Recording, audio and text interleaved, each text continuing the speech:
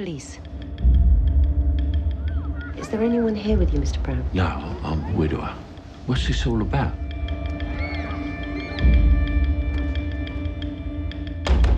I'm scared, Harry. I'm scared all the time.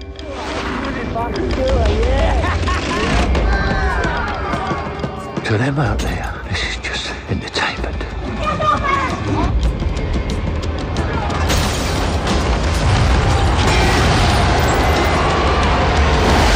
I'm sorry to have to tell you, but Mr. Atwell is dead.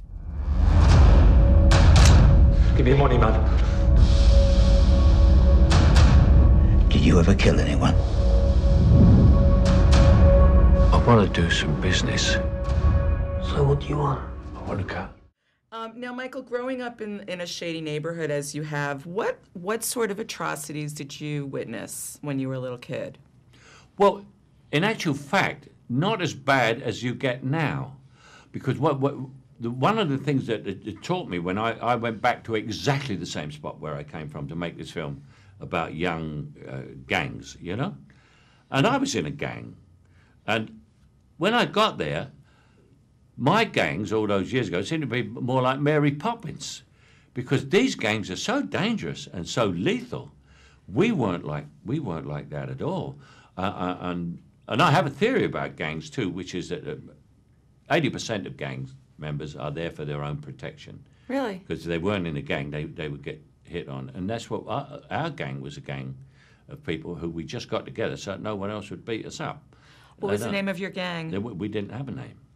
We were just a group of 12 friends. We were all basically comedians. But our weapons was fists and our drugs was alcohol. So we just used to get bombed and have a fight and beat people up. But now it's death, you see. It's lethal. It's drugs, guns, and knives, and that's what's so scary. And also, as with Harry Brown, in those areas, the old and the innocent cannot move about. Mm. Or if they do, something happens. I mean, Harry Brown, the story is they kill his best friend and he becomes a vigilante. But I didn't play him as a vigilante who is a perpetrator. I played him as a vigilante who's a victim. Did you ever have an instance in your own life where you saw something happening that you felt you had to intervene? Like someone getting beat up in front of you, or... Oh, yeah, I did that a lot at the Elephant and Castle. Yeah, there was always someone getting beaten up in front of you.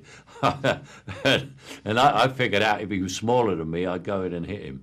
If he was bigger than me, I used to walk by. That's a good thing to yeah, I didn't want to get hurt. I just wanted to save someone, but I didn't want to get hurt in the process.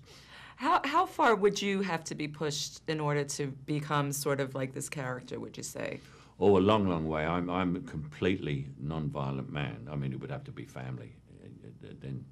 Then you'd have a problem.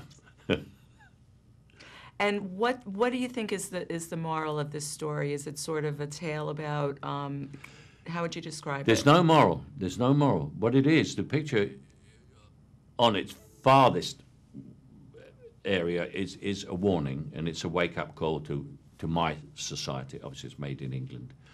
To our society, that someone has got to do something.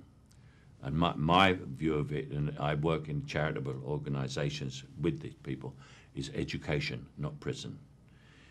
Because education is a third of the price of prison, and prison is self-perpetuating. What's the name of the charity?